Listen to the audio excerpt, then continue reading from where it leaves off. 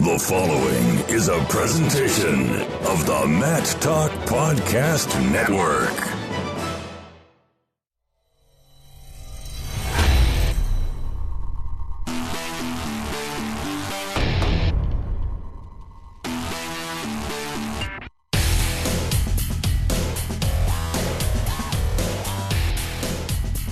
Another episode of the Short Time Wrestling Podcast, news, reviews, previews, and interviews with the most notable names in wrestling. I'm your host, Jason Bryant. Today, talking to two-time All-American from Duke, Jacob Kasper. And Jake, you've been on the Inside Trip, you've been on Bonus Points, you've been on the mat. Now you're finally making an appearance on the Short Time Wrestling Podcast. How does that make you feel inside?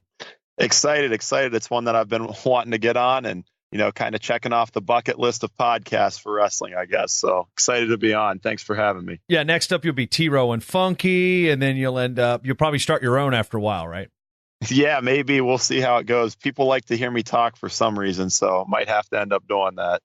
Yeah, and I will say this for the listeners are wondering why it took us, 2.5 years to get Jacob Kasper on the program. Well, I didn't want to step on anybody's toes here on the network or, the Inside Trip. It's like, oh, they've got him. I'm just going to wait. I'm not going to come right after the Inside Trip and be like, aha, I'm going to get him now. No, it's about, so we need to space out our thirsting quench for some Jacob Kasper sound bites, so to speak, because you can cut quite a promo.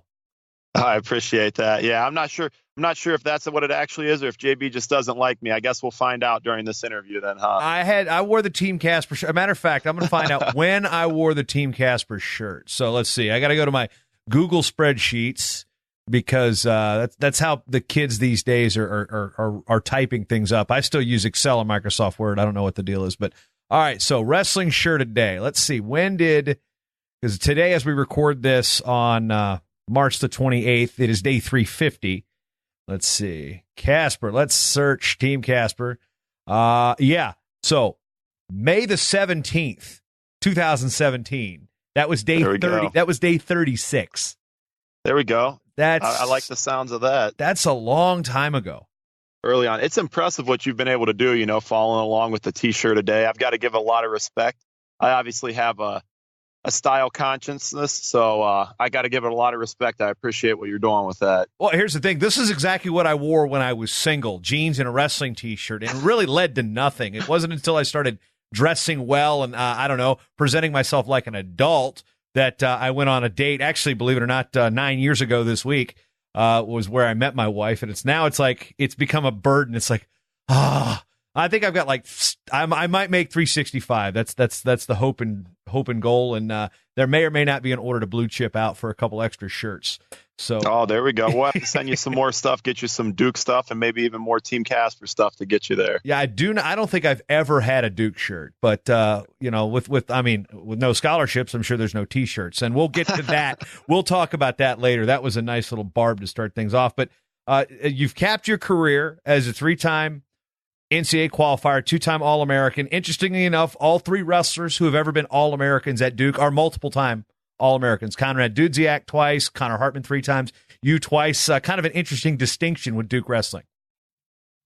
Yeah, definitely. It's kind of interesting that we're all upper weights too. We've been a really strong upper weight program, I think, now recently, and that would make it historically because all of our success has been relatively recently. So it's cool to not only be one-time All-Americans if you're in the program, but also multiple-time and upper weights. Definitely something to take pride in.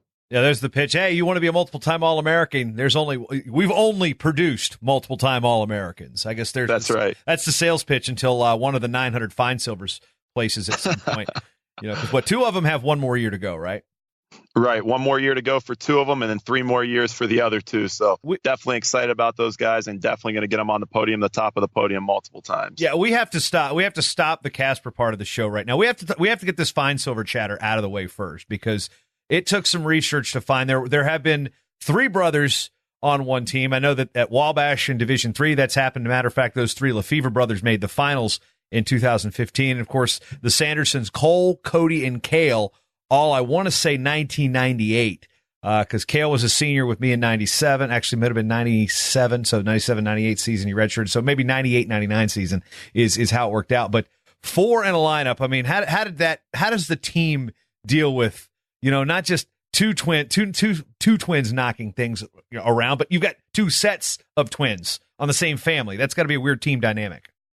Yeah, it's fun. It definitely makes it feel more like a family. Although there's so many fine silvers, they all have their great personality traits and maybe some traits that aren't as desirable. But, you don't ever get tired of them. It's like I said, it kind of makes it like a family. You feel like there's 4 brothers on the team, but really, out of the 10 starters, we're all 10 brothers. And even deeper than that, all 24 guys on the team are brothers. I actually tweeted at you, I think back in 2016, when the younger 2 had committed, I tweeted asking what was the record and stuff, because I kind of had the foresight that, hey, these guys are tough. They work hard. And I think at one point they're going to be in the lineup and setting some maybe NCAA records and scoring points for us. So it's exciting to see that come to fruition and just kind of see their hard work pay off. I love having those guys on the team. Like I said, they're like brothers. All right. See, now this is another dose of bad podcasting. I'm actually going to go see if I can find said tweet, because there is a little trick. You can just add the plus sign. Let's see how far back our interactions go. Let's see. You said 2016. Pretty sure. I'm pretty sure I was at the Olympic Training Center when they committed it, if I remember right. Yeah, we'll talk about that experience here in a bit. Let's see. Okay. Pronounce these names. That's some props in August. Yeah, let's see. Yeah, there it is. February 20th was the first question. You sent it to me, the Pirate, and Pyle. So, interestingly enough, wow, that goes back. Your foresight, yes, your clairvoyance, if you will.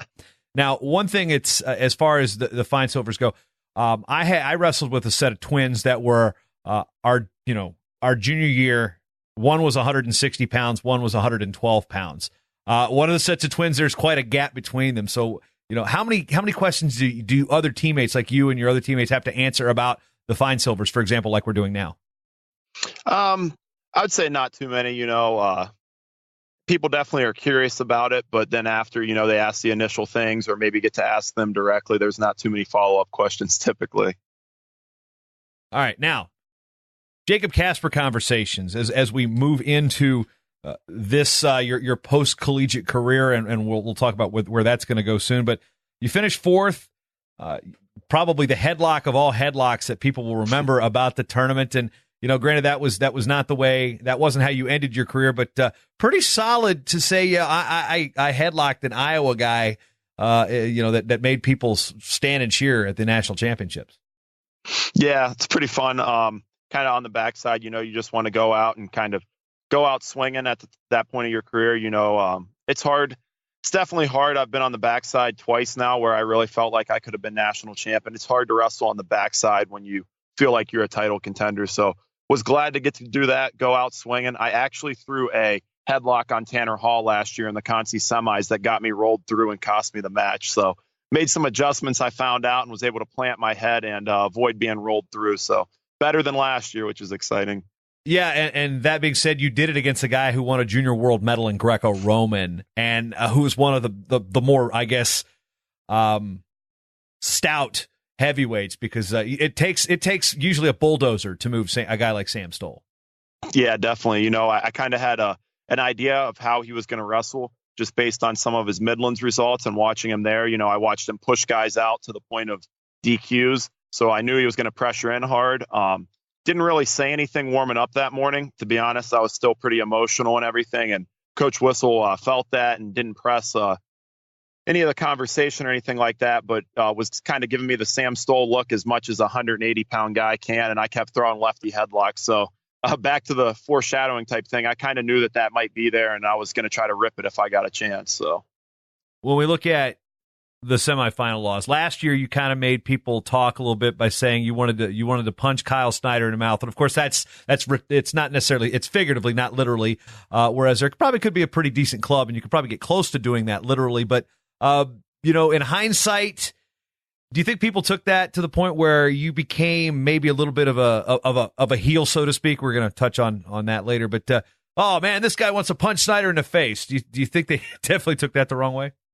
Yeah, definitely. I mean, I think some people overreacted and stuff, but at the same time, I think anytime that you present a style matchup, or some people may feel you're going to challenge one of the top guys that are sort of the golden boys of the sport, you're going to face backlash. some of the responses that I saw were just comical. Like, how dare he say that about the crown jewel of American wrestling and stuff like that? And I mean, these people were serious, and it's just like, at the end of the day, it's a sport. I'm here to compete. I'm here to be the best possible wrestler I can. And in order to do that, I want to wrestle the very best guys in the world. So, yeah, I'm going to have that mentality of going out there and expecting to win, and can't really control what people say or think about me. So I don't really care at the end of the day.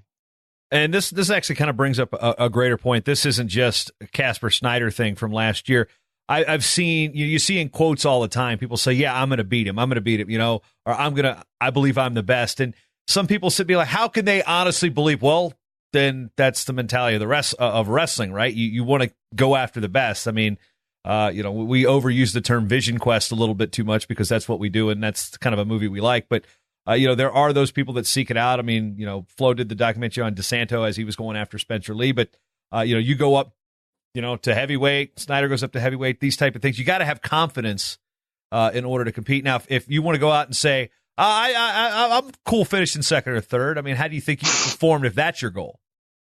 Right. And just kind of circle back to that. I mean, at the end of the day, you want to get remembered. You want to be the guy that goes up a weight to wrestle somebody that's better or that's supposed to be better, and just kind of get immortalized for that. So, it's kind of a mentality that I've had, but also that I kind of was able to pass on to some of the guys that I've coached in my career. We had a guy, Ashton Eiler, who's actually Max Roscoff's brother, bumped down in order to wrestle Rocky Jordan while he was going for his third state title this year. So that's exciting to see, maybe that mentality is a little bit contagious and good for the sport, I definitely think. What things do you believe that you are good for the sport for? I mean, obviously your personality has been one thing that people talked about, but you've got people talking about Duke wrestling. That seems to be obviously a positive as well. Yeah, I take a lot of pride in Duke wrestling. Coming in here 5 years ago, we actually didn't return a single win from the NCAA tournament. Connor Hartman had qualified, but went 0-2. And every year since then, we've had an All-American. I don't want to say I'm responsible for it, but just saying we didn't have an All-American before I got here. But definitely take a lot of pride in that. Just take a lot of pride in doing things the right way. I've stuck to my morals. I've stuck to my ethical code throughout college. A lot of the things that I do are calculated out in advance in terms of promotion and being able to market myself. So the things that get buzz and get people talking and things stirred, those are calculated out and always well thought out. Dylan Ryan, my buddy Rhino, has basically been a PR rep for me over the years. And watching pro wrestling growing up and watching high-level athletics, had a kind of an idea of how to cut interviews and cut promos. And we took as much advantage of it as we could, and kind of elevated myself to a platform where I mentioned in articles about, get these seniors paid and top MMA prospects with guys that are, to be flat honest, just a lot more credentialed than me, multiple-time finalists, 4-time All-Americans and stuff like that. So it's cool to get to see that pay off as well. I think that's definitely something I bring to the sport.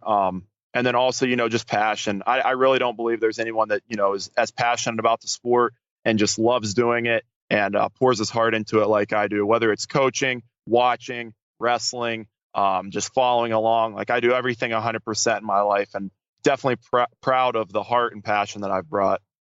Going back in time and talk about where that developed, you had said on other interviews that a couple of your high school teammates had gone to Duke, and having the grades to get in there, you looked at that as an option. And I just a little shout out to Lexington, Ohio right now.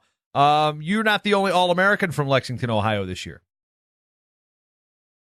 I'm sorry, you cut out a little bit. Can you repeat that? I said you're not the only All-American from Lexington, Ohio this year. That's right. Or last year, actually. Brad Metz and I both All-American. That's like my best friend. That's like my brother. So definitely exciting there to get a couple guys on the podium. And next year, my little brother was at the D3 championships this year. But, I mean, we fully expect him and possibly Brandon Lenard, Nate Temple to keep bringing NCAA All-American statuses back to Lexington, Ohio. So that's promising. Yeah, so that's your brother. I was wondering. That was going to be one of my next questions. So, yeah, Division III for him. Right. Yes, sir. He actually had, probably a better career than I did in college. Is, to be completely honest, more talented than me athletically, but has like some learning disabilities and decided that D3 was probably the best route for him in terms of attaining his degree. So he's pursuing those things actually with our Lexington head coach, Brent Rastetter, who's now the head coach at Otterbein. Yeah, because it's just kind of interesting that you both had the chance to wrestle the Nationals in Cleveland this year. Yep, was really cool. He was in my ear chirping like, hey, after I win this title this week, you go and win it next week and stuff like that. So we've definitely grown closer since we've been in college. And, he's one of the big reasons why I do what I do. I want to inspire my little brother and kind of be someone for him to look to. So definitely love him a lot. One thing that's also interesting is he was the first qualifier for Otterbein since the program got reinstated. Had a 1-point loss to the guy who eventually finished second. So what's it like to kind of watch, him go through and make history for his school, kind of like how you've been able to help create the wrestling history at Duke? Proud, but in the same breath, kind of like how I feel about my career here at Duke. He's not done, or he hasn't accomplished enough yet. I'm just as hungry for him. We're already talking about ways that he can get better this summer and opportunities for him to come down and train.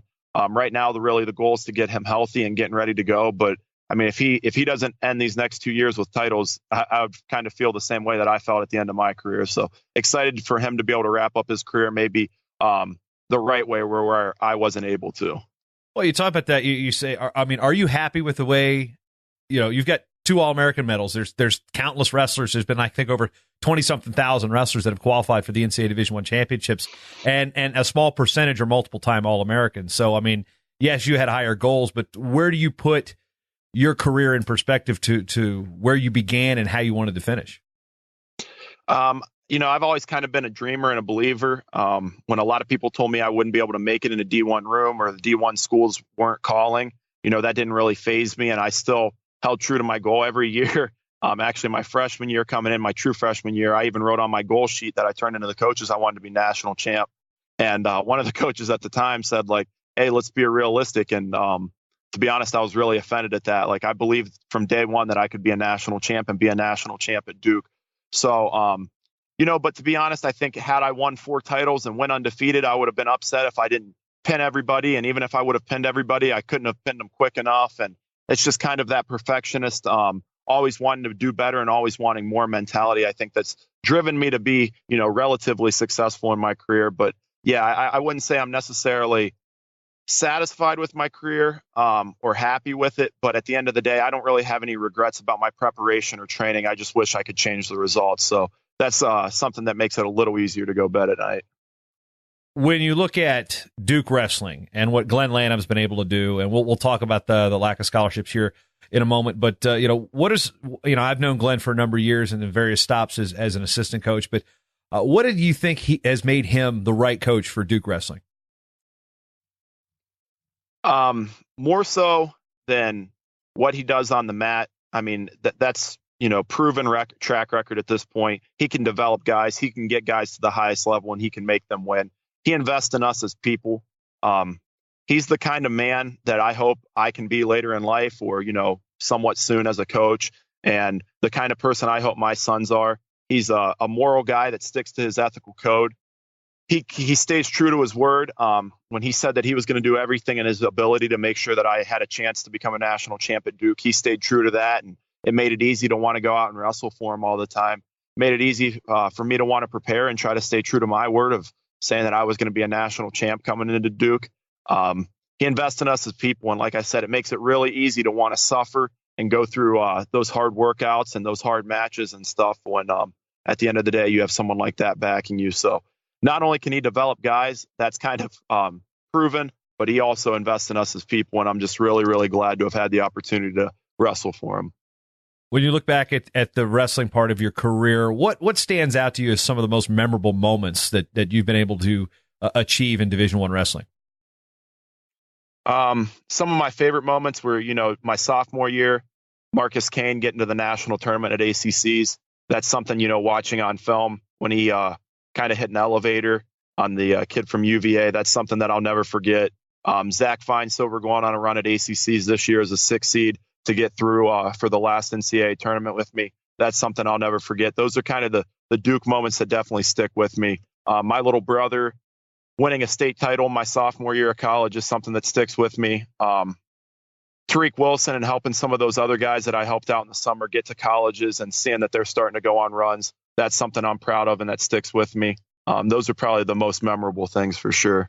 Now, you mentioned Tariq, and we've mentioned on other shows within this network that Virginia Tech and NC State both have shows here on the network. But the rise of the ACC, and then to see a couple of Ohio guys, Kyle Connell, who just appeared on the program, and Tariq Wilson ultimately end up costing Ohio State a national championship by some of their runs. And then, you having a hand in that, that's got to be kind of interesting. Yeah, it's kind of interesting.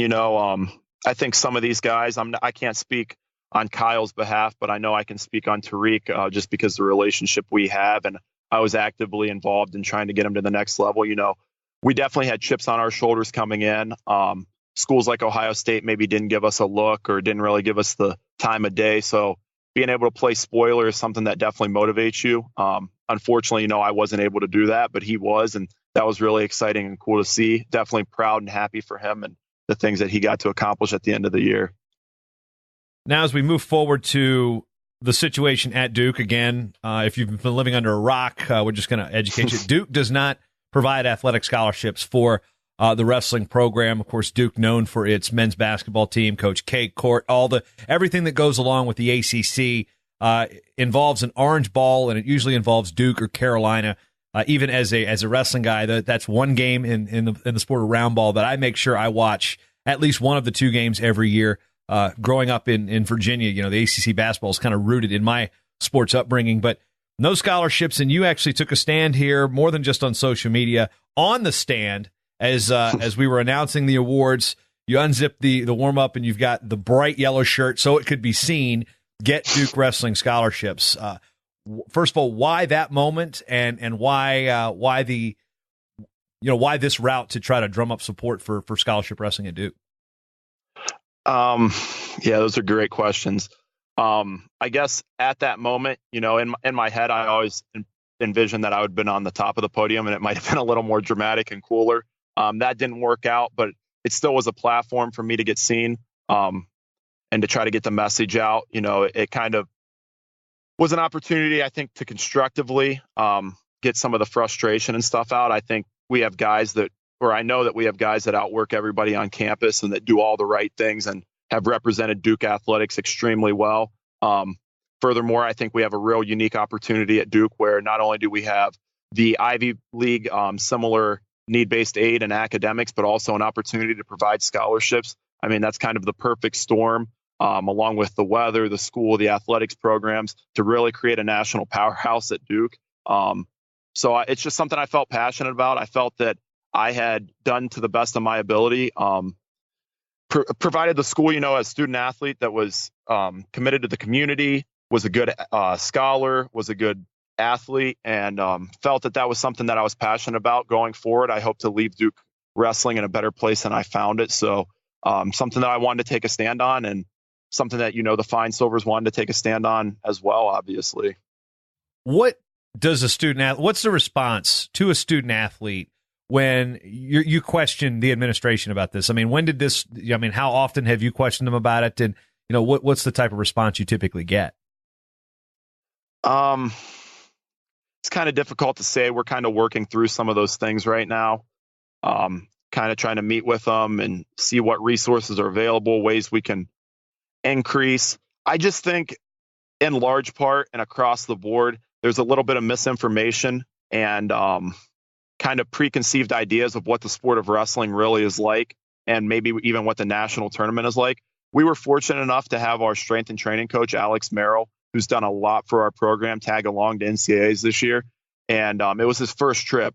And I could just tell by the way he was sitting and watching the finals and the All-American round, the semifinal round. And as you guys, were electrifying the arena with some of your announcing, that he was really taken back and blown back at not only the wrestling and the high level of competition that's going on, but sort of the promotional value that takes place at the NCAA tournament. It is a great show. And anybody that's out there that's, maybe listening that hasn't been to the NCAA tournament, I would really encourage you to do so. It's just an awesome, awesome time. And he was taken back by that and kind of motivated. On the way back, he was writing in his notebook about things he wanted to change and do differently to make sure that we had more success. And told me, there's not another NCAA tournament that I'll ever miss now. And I wish we could get a lot more of the ADs and assistant ADs and just administrators in general there, because I think if they saw the passion and kind of the heart that not only we as athletes compete with, but as the fans cheer with and get involved into the matches and get involved in the team race and kind of the promotional value of the tournament as a whole, I think a lot more would be motivated to do as much as they could to help the program. So that's kind of where we're at. Also, the sport's not necessarily the most open booked about, what's certain schools' budgets, what certain coaches are getting paid, and those types of things. So it's kind of hard to compare and get an idea of, what it takes to be truly competitive. And I think that's where some of the disconnect lies too. So those are kind of some of the areas that we're trying to address and maybe get some more backing for Duke wrestling to make it that prominent powerhouse that I was kind of optimistically thinking it could be. Because, 10, 12 years ago when the ACC wasn't as well funded as it is now, you see the increase in funding at Virginia Tech, Virginia, North Carolina. Well, basically everybody but Duke. You've seen the increase there. And, back in the day, when I want to say 2004, if my dates are accurate, I mean, Duke was right there competing. I think they won the regular season title, if I'm not mistaken, in terms of the dual meets. My year might be off, but I know there were 5 or 6 guys that made the tournament. Might have been another 4 or 5 because this year you guys tied the school record for guys, but it was guys like Frank Cornelli and Mike Booth, Christian Smith, that era that was wrestling down there at Duke. But as we look at the, I guess, resources, everything's risen except for Duke. So I guess that's another thing to add. And the point you bring up about the ADs, Mike Moyer has for years with the NWCA, and for full disclosure, I still get a little bit of money from them as far as doing their press releases and such. And I've worked there for 3 years, so full disclosure. But in conversations with him, he's been trying to get ADs to come there for years at schools that don't have wrestling. This year, I know that they brought the Presbyterian athletic director Danny Sterling, and they're adding a wrestling program. And then right before the announcement of Arkansas Little Rock adding a program, their administrators were there. So again, the feedback from them was like, "Wow, I never realized wrestling was this big." So it is the crown jewel of our sport. And again, I'm going to basically echo your sentiments there. That hey, administrators, if you know an administrator, invite him to wrestling. Hey, that's anybody. If you're listening to this and you're at a Division II school, take them to the D1 Nationals. Like, yeah, guess what? This is wrestling. Right. No, I couldn't agree more. And I definitely think, like you said, you plugged some of the alumni there. It's great that they get to come out and support. So I just want to take an opportunity to say thanks to them. I think that was that 2004 squad. They had 4 ACC champs, Levi, Frank, all those guys. They're great support over the years, and they've always had our back. So I just want to take an opportunity to thank them. Yeah, I just remember a lot of those guys that actually were on that team were actually on recruiting trips when I was at Old Dominion. So I remember those, especially those Camden Catholic kids. I'm like, hey, and then they went to Duke, and then they beat us in a dual meet later. So it was it comes full circle. Now, as we talk, going back to your career a little bit, the move to 184 to heavyweight, the year you spent at the Olympic Training Center doing Greco. I know that the Inside Trip guys have talked about that, but throughout all these things that you've done in your career, you've been battling Crohn's disease for a time. When were you first diagnosed with this? Actually, my true freshman year of college. Kind of got the opportunity to start, was really eager to do so. A stressful time, obviously, transitioning to college and dealing with college academics and getting into the starting lineup when you really weren't expecting to. I was expecting to redshirt and started having some trouble there, but didn't really want to say anything to anyone. Kind of wanted to tough it out and proceeded to do that, and things just continually got worse and worse, and eventually to the point where I was like severely anemic and had a lot of internal bleeding and stuff. And after maybe 13 or 14 weeks of suffering through it, I finally told my mom, like any mama's boy would, just said, "Hey, I've got some problems going on." She rightfully freaked out and got me a colonoscopy and into a GI doctor, and that's when we found out and everything. But yeah, so it was my true freshman year. Yeah, and for those who are unfamiliar, I had to do a little bit of research myself, but Crohn's disease is not exactly the prettiest picture involving what its symptoms are and what happens. When you say GI, you say colonoscopy, you can kind of assume it involves, the end of the digestive system, and can probably make things rather uncomfortable, especially, a situation where if you're out on the mat, something happens. That's not a good place to be in. Yeah, that's actually happened a couple times this year. Scuffle in the quarterfinals against Joey Goodhart from Drexel. I actually had a lot of problems with it. And usually I go over to Coach Lanham after the match, and get his advice, what I could have done differently, what I did well. But I looked at him as I was getting my hand raised. I'm like, yo, I got to go. So I ran off that mat real quick and I had to go to the bathroom. So that's kind of a funny side note there. Yeah, I mean, I mean, I guess it's funny to you having to deal with it. But what are some of the things that creates in terms of problems as in a sport like wrestling? Creates a lot of problems. When I was cutting weight, your body just doesn't absorb nutrients nearly as well.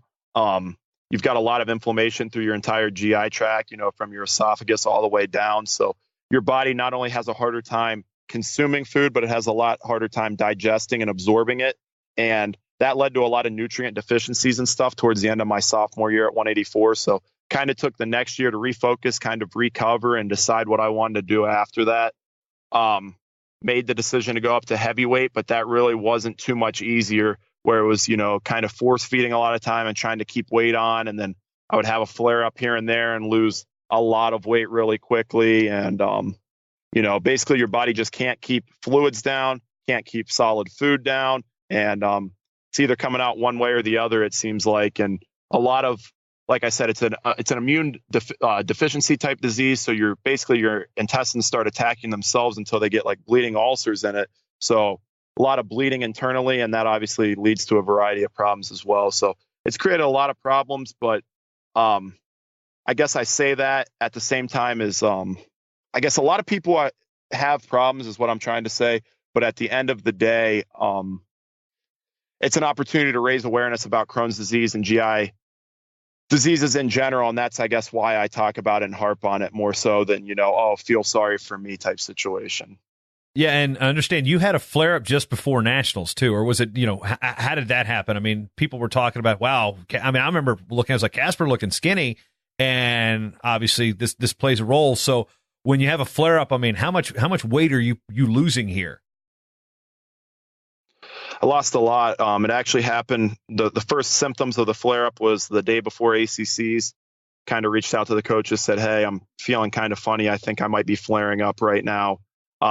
They kind of, were very receptive, as they always are, kind of backed off some of the training and some of the pushing, weighed in a little later than I normally do at ACCs and was actually throwing up the entire tournament. And then the following week just continued to have problems with it.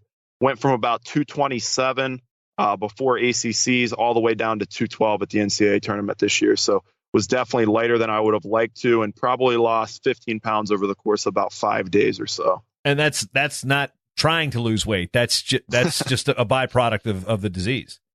Yeah, and Coach Whistle was kind of asking me, I don't know what you feel like right now.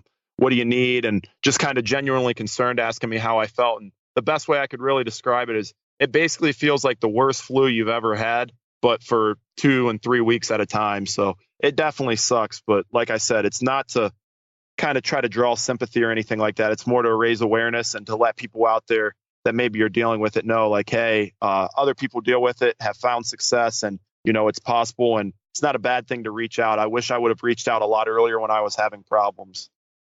As we move forward, this, has a situation that could impact your future career perspectives. And you've mentioned the professional wrestling thing. You've mentioned Jerry Briscoe and your desire maybe to go into that world. How much of a reality is Jacob Kasper potentially in the WWE? I guess I can't speak on their side of things. If they're willing to make it happen, I say that there's probably 100% chance you'll see it at some point. At this point in my career, though, I have a lot of aspirations, not only athletically, but also academically. I want to press on with my degree. I value academics a lot and definitely have a grad degree, at least a master's, more likely a doctorate that I would like to pursue, as well as kind of, fighting some of these demons and trying to answer any unanswered questions right now about my competitive career. So I don't see myself necessarily pursuing that maybe before 2020, but after 2020, I'd say as long as, they're just as interested as I am, there's 100% chance you'll see Jacob Kasper in the WWE ring at some point, and likely with the WWE belt, I think. Well, you've claimed yourself as the people's champ, but also so is Jared Haught. So an ACC battle over the title of people's champ. What's your thoughts on such Twitter interactions? Yeah, I never really claimed that. Other people kind of promoted that for me. Dylan Ryan. Dylan Ryan, my PR guy. Shout out Rhino 184.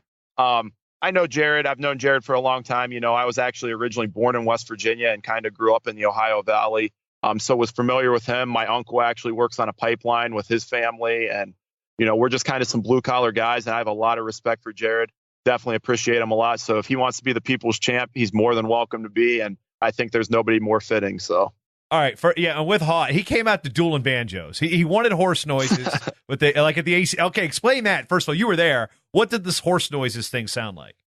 Man, it was weird. It sounded like a horse kind of chewing on some grass, and then an occasional neigh thrown in, and it was definitely different. But I've got to give him respect. His individuality, and he's branding himself as the horseman. He's strong as a horse, they say. So.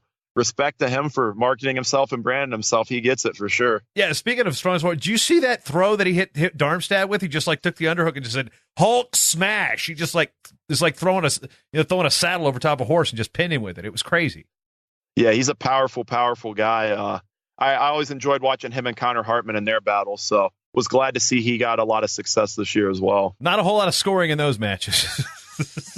No, you're in for a street. Well, I wouldn't say a street fight because I don't know. Jared Hott probably doesn't like a whole lot of streets. I'm guessing it's a fight out in the barn or something. I don't know. Stick with the horse. Right. I'll get him on the next episode. Next episode of Inside Virginia Tech Wrestling. We'll talk to him about that. But back to the WWE stuff. Growing up, I got to know what was because there's a little bit of there's a significant age gap between you and I. So when I grow up, I'm thinking Ultimate Warrior, Honky Tonk Man. I'm a Crockett Promotions and the NWA side of things. I mean, what were your favorite pro wrestling superstars growing up?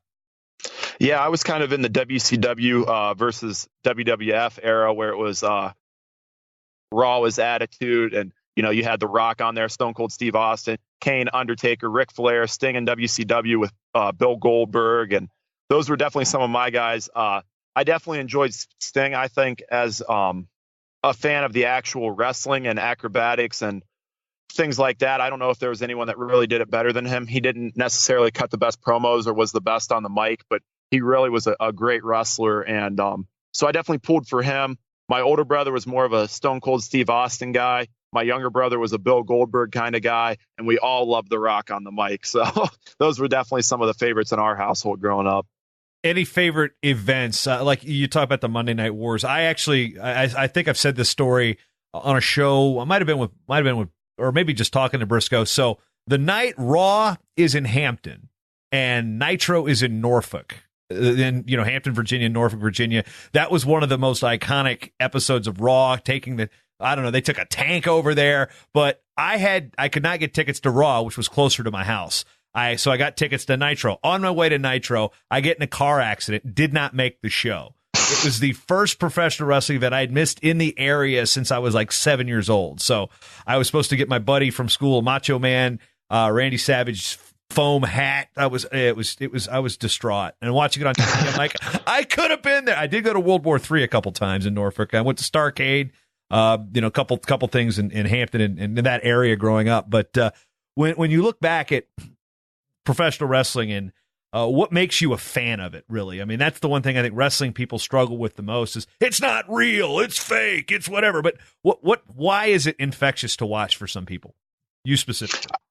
I think it kind of relates back to that promotional value. They put on a great show.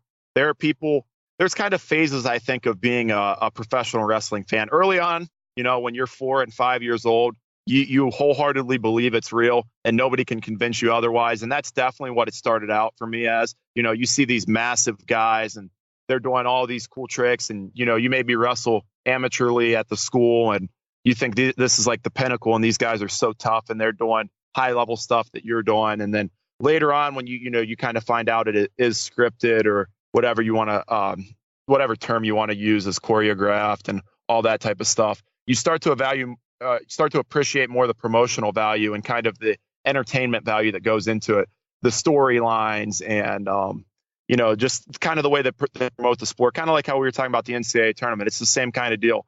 Who doesn't like to see an arena full of people appreciating greatness at its highest level with, some of the smoke and the lights and loud announcing and people cheering and just everybody being entertained. I mean, it doesn't matter what it is. If you create an atmosphere like that for bowling, like it was popular in the 60s and 50s or chess or checkers or whatever, you're going to sell out arenas and people are going to watch. I mean, that's really exciting stuff. And then people are also going to aspire to do it. So I think that kind of circles into how do we grow the sport. I think we need more promotional value like that in amateur wrestling.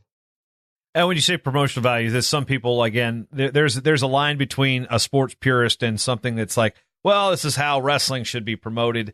I think wrestling fans fear of becoming more UFC with its promotion and maybe more cartoonish, because it seems like the UFC sometimes can be even more over the top than the world that is written in professional wrestling with some of these personalities. But what are some things you feel that would be maybe a positive for wrestling for college wrestling and international styles of wrestling to bring from the professional wrestling world that would not necessarily cheapen it, but it would give it maybe a better marketability, a better in-ring promo or on-mat promo kind of thing? I think the buildup of super matches, I think what Seth Gross and Bryce Meredith did this year was great. I think leading into it, though, there could have maybe been some more promotional value. It obviously adds stress and pressure to guys, but guys at that level that are competing at that high of level, they thrive for the lights and they want that opportunity to talk on the mic. So put it in front of them, hype that match up for a couple weeks, and kind of just really build on that type of thing. I think most guys at this level understand that things aren't personal, and you kind of make it personal, though, to sell a product. And that's kind of what they do with the UFC and WWE as well. These guys maybe, make these things seem personal, but at the end of the day, it's just business, and it's how to get paid. It's how to put butts in the seats, and it's how to grow the sport. So that's really, I think what we need to do is create more of a promotional value that entertains people. I think we've done a good job with, the 4-point near fall makes it look like there's more points on the board. I'm definitely a fan of 3-point takedowns, pressuring, stalling. Maybe we just go to a straight push out rule, so there's more points on the board and more action in the middle of the center. But I think action, entertainment, promotional value can't be overstated, and those are the things that the sport definitely needs in order to grow. I do actually have a follow-up question. What's up with Virginia State Tournament in terms of promotional value and wanting the sport to grow? It just doesn't seem like they really care about it in Virginia, and being a Virginia native, I'm wondering your thoughts on it. Hold that thought. I can absolutely talk on that here in a minute. But in terms of keeping with the first question, I've actually written down Virginia and circled it on my notepad here, so I'm not blowing that question off. But so I want to give Flo credit on this one. For you talked about the Meredith Gross thing, they promoted that that was like almost like they didn't have a whole lot of time for it, but I think they promoted it pretty well and got people buzzing. They had Brookings with a big crowd there. And then we're seeing the opportunity for that with USA Wrestling, with at least the freestyle side with the Final X, where we're going to have a number of weeks to build these up that are specific to certain weights and athletes. So, we'll see how it goes. But, I guess what are your thoughts as an athlete and looking at what Final X could potentially do for these type of things? I'm excited. I think as an athlete, it might be difficult to make weight for some of these guys that many times or whatever it may be, but it's an exciting time in the sport. I think recently we had been stuck in ways where we were afraid to fail going forward. It's okay to slip up and fail as long as you're trying new things and trying to grow the sport. So even if this turns out not to be a success, maybe it turns out to be a wild success, it's really an exciting time to be in a position to start trying things and trying to get the sport to grow, and really just deserve the appreciation and respect that, people like us that are close knit to the community believe and really just know that the sport deserves because of the work that goes into it. So it's an exciting time. I'm excited to see what they do with Final X. And it's an exciting time, not only that, but in wrestling media, that's an opportunity for these podcasts like Blood Round, like the Inside Trip that you had previously mentioned, like Bonus Points, to grow. I mean, they've got a platform right now. Flo's done a great job. The Open Mat's doing a great job. All those type companies are, growing the sport, and it's just really exciting. I'm really eager to see what the sport turns into in the next 8 to 10 years. I feel like we haven't had this much sort of media coverage and promotion in a long time in the sport. So it's definitely exciting. Now we can turn. Now my initial plan here on the show was to kind of turn this over to you a little bit and be like, all right, what does Jacob Kasper want to talk about? And you've actually thrown out the first question, so I'll just start with that. Virginia, I don't want to say it's it was a show this year. I'm going to say it. It's my show. I'm going to say it. So look at it from its basic terms. So historically, the Virginia High School League is unlike Ohio, where the private schools in Ohio compete for the same state championships as the public schools. Obviously, that's a point of contention with, obviously St. Ed's and things of that nature with all the titles that they've won in Northeast Ohio. But in Virginia, the private schools have always been separate. So we've had 3 classes since, I believe, the late 60s, early 70s.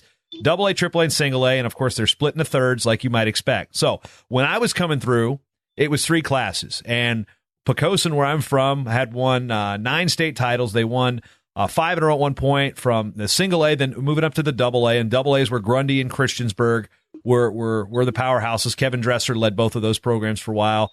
Travis Pfizer at Grundy, Great Bridge and Colonial Forge and Cox, those were the AAAs, and the single A's really didn't. They were still developing. There were a lot of schools off of I-81 and coal mining country, and then basically that Shenandoah Valley corridor. So there were a lot of schools out there. Wrestling wasn't great, but it was 3 classes plus the private schools.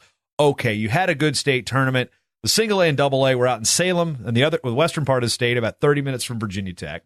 The triple A was held in a high school, either in Chesapeake or in Northern Virginia. Yeah, a high school, but it seats 4,000 people. So wasn't a terrible experience. Now, we get to this 6-class system because other sports want to make some money. Well, the VHSL wants to make some money on some other sports. So now we have more state champions in Virginia in 1 year than Division I crowns All-Americans, if you count the private schools. That, to me, is ridiculous. It gets even better.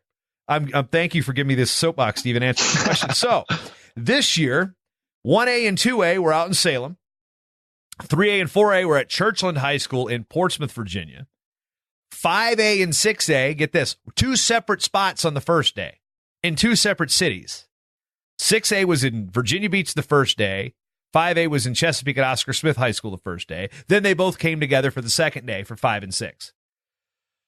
Then comes Churchland again, the 3 and 4A. That is where the podium comes from, that horrible, basically broom closet of a podium with its printed out cards. 8 mats, 1 section pulled out for at least, it's just basically, it's a show. That's the only way I can really describe what the VHSL has done in wrestling. I will say this, that the Virginia Challenge, a group that I helped start at this point 11 years ago, geez, it's been that long, is looking to say, hey, let us run the 3, 4, 5, and 6 in one building at the Hampton Coliseum.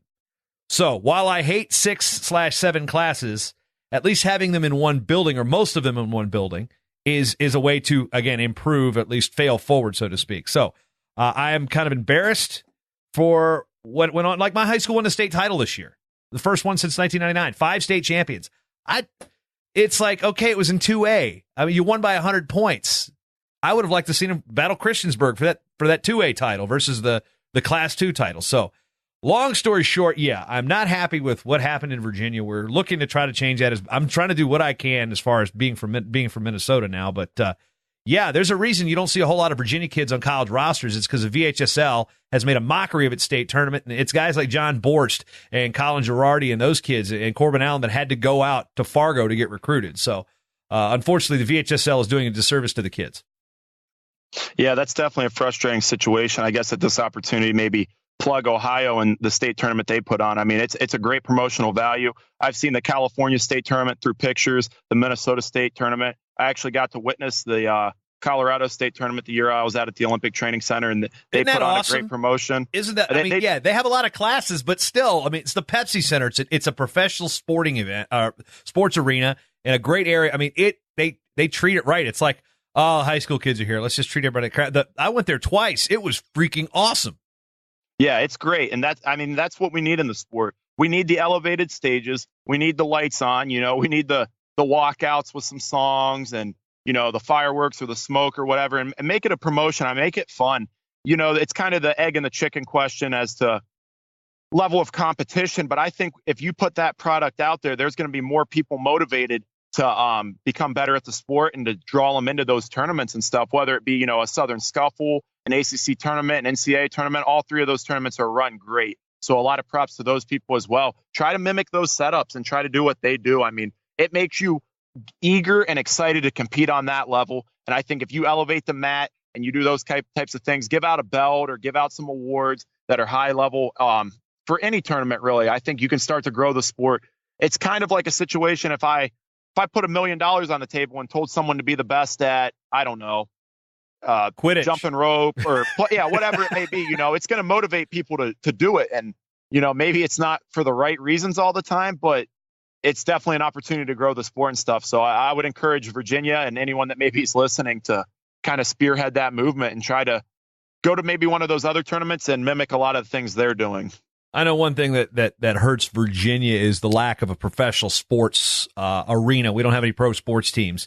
And no, I'm not counting anything into the D.C. area because I basically hate any team that ever played on home team sports. Those of you from the mid-Atlantic part of the country know what I'm talking about. But like Greensboro, North Carolina has, there's several high, professional sporting venues in the state of North Carolina. Greensboro does a great job with the North Carolina State Wrestling Championships. You've mentioned Colorado, Minnesota. They haven't credentialed me in 2 years, but the Excel Center is sold out. I mean, it's basically sold out. I mean, it's full for 3 straight days because you've got the team tournament the day before, and it's a great hockey arena, but it's also really good for wrestling. Not quite the floor space enough for D1s, but that's probably why they're going to US Bank Stadium in 2 years. But it's the promotion at the high school level is where we hook people in, and that's one thing. It's like, we can talk about the singlet and the 2-piece all we want, but you create a situation where an entire town goes to the state tournament. It becomes infectious. That's why I got into wrestling. We were good. Our town was crazy about wrestling. It was infectious. It pulled some short, fat white kid from basketball. Yeah, I was wearing a basketball on my head. Honestly, I was. My wrestling coach will say, I rescued you from basketball. True story. So, I mean, you bring one kid per school, you set records for participation. We can harp on this for hours at a time. But other topics that Jacob Kasper sees as whether they be wrestling related or just life in general. Like, we got some time left. Fire away with the open mic night portion of Short Time. Not really sure. Didn't really have anything prepared. Just excited to hear about your thoughts. It's been a fun conversation for sure of how to grow the sport. And I think if there's anyone out there that's got ideas, I know the crazy wrestling dads on online forums don't usually have too much of a problem voicing it, but, get out there, make your voice felt. Make your voice heard, and make your presence felt. Go out there and volunteer, support it. If you don't have time, cut a check. If you don't have money, cut some time. Just try to grow the sport. I mean, this sport's great. It gives an opportunity. I would like to know for sure, but I saw, I think it was Princeton's coach put out something during the NCAA tournament that they had somebody on the mats with a size 6 shoe and somebody with a size 13 shoe. I'd like to know what the biggest and smallest size shoe at the NCAA tournament was this year. It gives an opportunity for everybody to be good, no matter what the body type is. No matter if you're only wearing one shoe, I mean, you can be great in this sport. So it's just, it's something I feel passionate about. I love the sport. I love the fans. I don't care if you're cheering for me or booing me. It doesn't really matter, but I love the sport. I love the fans. I love their presence in the arena. So I would encourage anyone listening to do that. I do have a question. Obviously, you're one of the most knowledgeable people, and I'm not just saying that. That with our relationship, I'm always sort of shooting you questions and asking you different ways because, like I said, it's something I'm passionate about. I'm always trying to grow the sport. Do you know how they're setting up the Vikings arena for the NCAA tournament? I think that's going to be a really cool opportunity to see what attendance numbers really could be like. But I've just got some questions and don't really understand how the mats and seating is going to be organized. Do you have any insight on that, JB? What I understand is in talking to some people who were part of the site visit, is that it's going to be in the bowl of the end zone. So where the football field's laid out, it will not be dead center. You're not going to have 8 mats in the middle of the field. And, people talk about what happened at Northern Iowa. I believe it was in 1997, where, the mats were in the middle of the football field and you were just like, you were miles away from the action. I believe they're going to put it in an end zone, bring in some portable seating on the other side, kind of like what they did with the Metrodome with the Final Four is you move it to a corner and you create the seating that's already there. So you only have one temporary side. I know there's talk about putting FanFest also in US Bank Stadium, so you keep everything there. I mean, people worried about the weather. Not going to be a problem because it was actually warmer in Minneapolis during Nationals than it was in Cleveland. It was warmer in Minneapolis than it was the first 2 days in St. Louis last year. And if it snows, we've got 16 miles of skyways. You really don't have to walk outside in Minneapolis, but if you do, it's a nice part. But as far as I did overhear some conversations, there may be a little bit more space between the mats. We could probably have a bigger protection area, which would help those takedowns on the edge, so you're not crashing into the Spanish announce table at heavyweight. Shout out Jerry Briscoe there. I did throw that one out at Nationals, but I believe that the configuration will be approximately 24,000 with the ability to expand. I think so. I don't believe they're going to open up the third deck, but if it needs to be, I think it can. I can't speak for anybody I know as we get closer to the date. I've never actually been in the building, so I'm looking forward to it, provided I'm still the PA announcer in 2020. But I know what's going to happen in 2020 is there will be a house party here at my house when we're done. So give my wife and kids the hotel room and be like, hey, I'm bringing some people over here to hopefully the speakeasy will be done. And if you're in town, you're more than welcome to come over and hang out. There you go. That's an open invite to everybody. You heard it here first. Not everybody. Everybody's invited over to JB's afterwards for the after party. He's gonna put on the party. He's gonna be the promotional value we need in this sport. Yeah, I won't even be able to yell to people, get off my lawn. I'll have no voice left after. No, that's awesome to hear about FanFest. I'm really excited to see how that venue turns out. I feel like if we had bigger venues, especially in kind of that Ohio PA region with Pittsburgh being next year, I think we could definitely fill it. Minnesota's definitely passionate wrestling fans as well. So I'm eager to see what that's going to be like. Just really passionate and eager about those things. I'm excited to see the sport grow. Want to take time to thanks and maybe plug you for the job you did at NCAAs. You said if I'm still doing it in 2020, I certainly hope that's the case. You brought a lot of promotional value along with your partner there and fellow Virginian. So thank you for doing that. And if somebody out there is listening, sign the man to an extension. The sport needs it. I know I'm already locked into D3 for next year. That was one thing. And that's what's cool there is that's in my home state next year. That's in Virginia. It's in Roanoke. So it's at the Roanoke Civic Center, not in Salem, the big brown dump. But should I have said that? I don't know.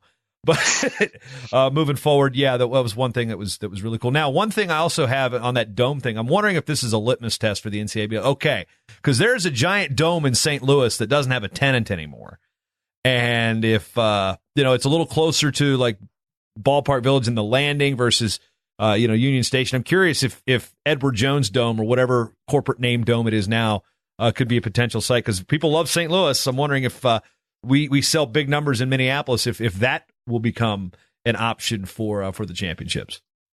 Yeah, that's interesting. Something I also saw online, there was a lot of talk of, I think it was Ryan Holmes and maybe Fretwell were saying, why don't we hold it in Atlanta? Why don't we hold it down south in Orlando, somewhere that, the weather maybe is a little better and people can use it as an opportunity for spring break, seeing as it falls on a lot of college kids' spring breaks and maybe even some of, people that are in the job force. So that would be an interesting idea to explore and maybe try out with too moving forward. I don't know. One of my best friends lives in Miami. I was down there in February. It was the year that not the year Piccinini and not the year Suriano messed up his ankle. The year before, where Penn State's wrestling Oklahoma State. And I'm down there that weekend watching Nationals, and it's like I'm in South Beach. I'm hanging out with a buddy. I was like, dude, why not Nationals here? Actually, he actually brought up the point. So shout out to Nate Shy on that one. But like the thing is, somebody's got to bid on where to put it. You can't really put it places that don't bid on it. But I know that Atlanta did have a bid, and I think that was contingent on the Georgia Dome at the time, and they've since blown that up. So maybe moving forward, the new Falcons, it was a Mercedes-Benz or whatever, the giant Falcon Stadium might be an option moving forward. But 2020 is going to be that can kind of take us in two different directions. We can either never do it again, or we can look bigger. So. Yeah, that's definitely an exciting opportunity for sure.